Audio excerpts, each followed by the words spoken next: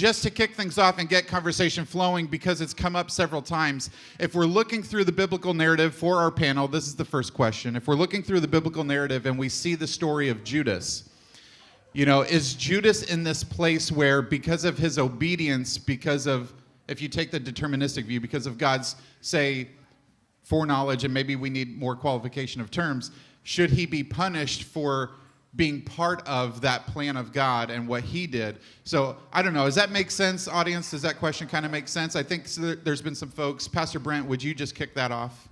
Yeah, that was a question that came up last night, and I thought it's a good one when you talk about free will and determinism.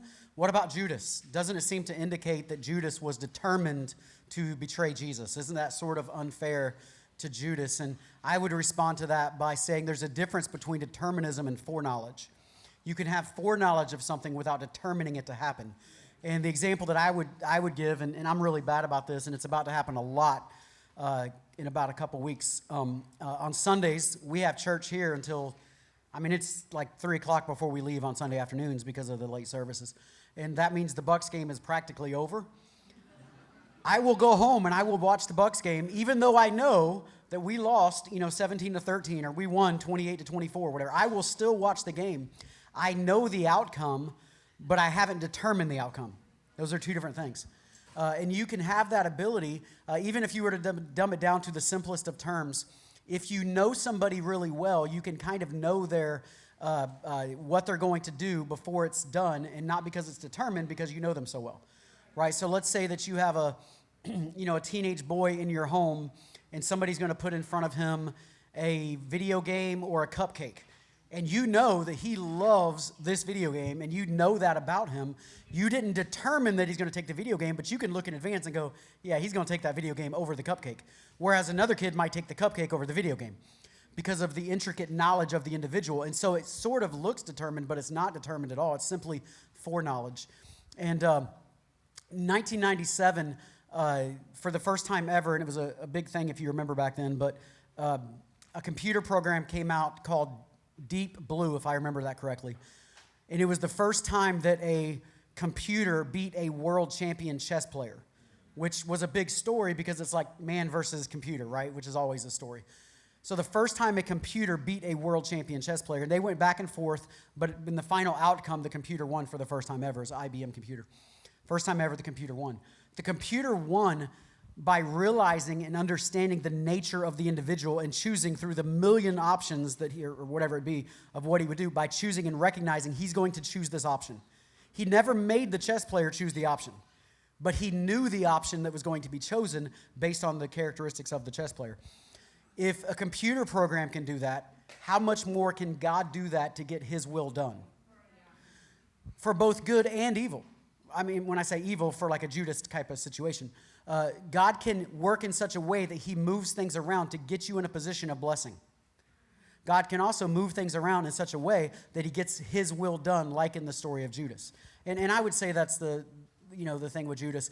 I don't know that it was determined that it had to be Judas. Judas was the opportune person in that time period who still chose to betray Jesus. If it had not been Judas, it would have been somebody else, because God's ultimate plan was going to happen. Judas just was the person that was going to make that decision. Does that make sense? You guys want to add anything to that? All right, so at this point, if you do have a question, you can feel free to line up and we can start taking those questions as they come. Galen, are you coming up here to give me a high five, or you have a question? Oh, very good. I'll take the other one too if you're willing. During your discussion last night and today was really focused on human beings, their creation, their function, and their relationship to God. Can we use the same directives and guidance that you gave us when we're talking about spiritual matters such as the devil and demons, their relationship to God, where they were created? Seems to me like an agnostic or a person that doesn't believe in God would have a hard explanation as to where they were created, since they weren't created on earth by a spontaneous accident out of trillions of opportunities of not being able to be successful at that. So you got to kind of wonder, how do they explain that away and then how we could explain it to truth that the Bible says. So hold on just a second. I may need to ask a follow-up question. It sounds like what you're asking is like how and when and where were the demons and angels created? Is that? I think that has something to do with it when you're going through dispelling when they were created, how they're, like the devil supposedly, according to the Bible structure, was created with the angels in heaven. And they're a being above us. And he, through his own direction, decided to sin with his own ego and take a third of the angels with him, right? I think that's right. And so I think the answer to that is that it seems that these angels have free will, like we have free will, and they chose to use that free will to rebel against God. And then the question becomes, well, what about redemption for like demons and things like that? You know, I only can speculate here, okay? But my speculation is that the reason we don't have that salvation sort of set up with demons that fall is because my speculation would be they saw it clearly. They were there. They saw everything, and they still chose to walk away. And that seems like that carries a heavy penalty with it. Yeah. Yep. Let me respond to that real fast, too, and just say if you want deeper, much deeper conversation, the late, amazing Dr. Michael Heiser, who's passed away now, wrote a great book called The Unseen Realm. Isn't that what it's called?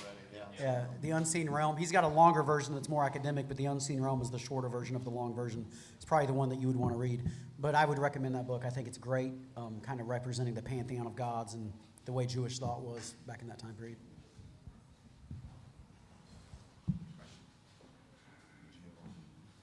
So, Giovanni. Now,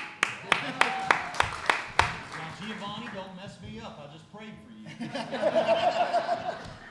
so if before sin the perfect world had free will heaven have free will? Ooh, I love that question. Can I answer that? Okay, yeah, thanks, Giovanni. I appreciate that. So, a lot of people, what are we laughing about? Okay, so we have free will on earth, and I think the question is, well, wait a minute. We choose to use our free will to sin on earth, and yet when we get to heaven, there's not going to be any sin, so what gives? Are we not going to have free will in heaven? And there are some Christians who even believe like I do about free will that still think that when you get to heaven, you won't have free will, you'll be determined. There are other Christians that think you will have free will. Am I addressing your question, basically? I think I am. There are other people in heaven, are there other people who think in heaven that sin just won't be one of the options? Kind of like if the tree wasn't in the garden. Like, you just won't, it'll be like if there's no Diet Coke. You can't have Diet Coke. There's just not any. It doesn't mean you're not free. You're not free to have Diet Coke because there's no Diet Coke, right? Not saying that Diet Coke is sinful or anything like that. But I don't think that works because I don't think that sin is just a thing that you can just remove. Sin is something where you daily obey God and don't sin by disobeying God in everything you do. It's not like it's one object you just don't have in heaven. So the way I answer this is this way, and I'm not the first, but this analogy is the one I use. So right now my daughters, when my daughters were infants, both of them in our sandbox picked up sand and put it in their mouth, okay, and then they both spit it out.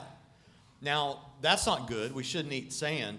But you know what? They learned that pretty quick, and I don't really spend too many nights up all night worrying that that later on, when they're 30, that they're going to be downing buckets of sand across town. I mean, I think there is like a show on the History Channel about that, but I don't think they're going to do that and in fact, I think it's almost ridiculous to worry that they're going to do that because it's eating sand. They learn that as a child very early. Part of what goes on in life is we learn all this information about sin, and even infants that die, they in heaven, they will know perhaps about the history of the world at the judgment, things like that. And so in heaven, I think that it will be like eating sand. And in fact, this is a little bit of a controversial view that I hold. My view is that there never will be sin in heaven, but it's not that you couldn't freely choose to do it. It's just that it's like eating sand, and you know that now, and so it never actually ends up happening. And that's kind of how I answer that. Yeah, let me piggyback on that. Is Dr. Cutter still at Trinity? Not anymore. Okay. So I had Dr. Clutter at Trinity, and this was a long talk back when I was there in a class I was in, when he did a thing here in Tampa. But anyway, in heaven, you have a new nature, and because the nature does not desire sin, it's very similar to the nature of Christ. Who could Christ have sinned? Well, he could have, but it's not in his nature to sin. And so, and this is what you're saying with, it's not in your nature to want to eat sand. Sure. For most of us.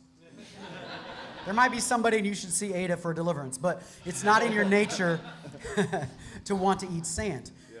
In heaven, it's not in your nature to want to sin. So could you do it? You could, but no more than you could go jump in front of a truck. But it's not in your nature. You don't have that desire. And so you have a new nature in heaven, so you're no longer